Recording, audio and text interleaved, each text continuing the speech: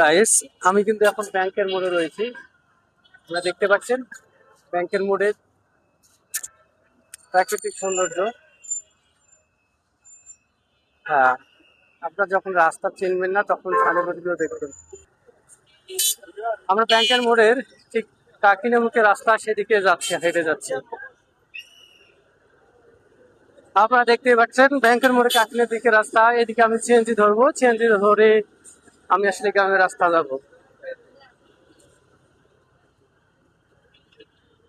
আপনারা বুঝতে পারছেন বাংলাদেশের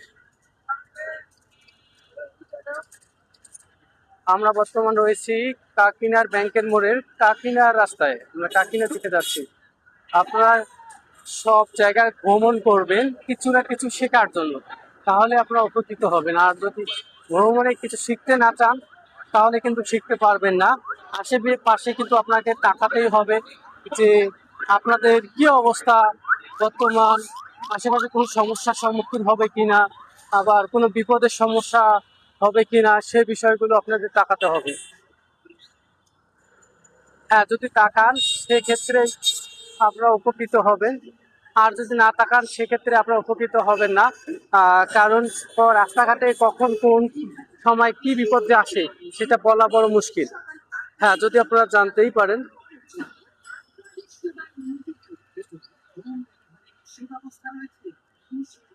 আমরা শিক্ষায় শিক্ষিত হব, তবে জার্নি করব নিজের আত্মার প্রশান্তির জন্য।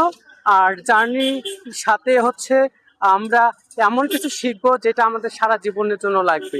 যদি আমরা সেভাবে শিখতে পারি তাহলে আমাদের বয়ে আনবে শান্তি প্রশান্তি।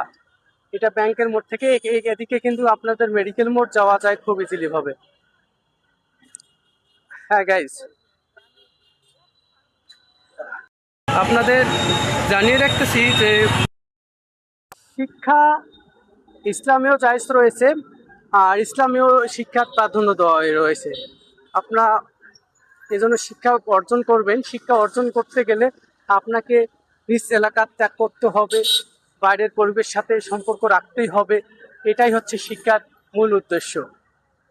আমরা যারা ঢাকা থেকে রংপুর আসেন, রংপুর থেকে লালমনিরহাটে বিভিন্ন জেলা যাচ্ছেন, পাটগ্রাম, বুড়িমারি, তারা কিন্তু এটাকে সিএনজি স্ট্যান্ড বলে।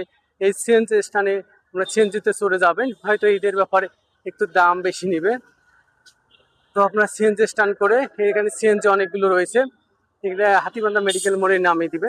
এই সিএনজি করে আপনারা যেতে পারবেন। তো গাইস, এরকম শিক্ষণীয় বিষয় ভিডিও পেতে আমার চ্যানেলটি সাবস্ক্রাইব করবেন।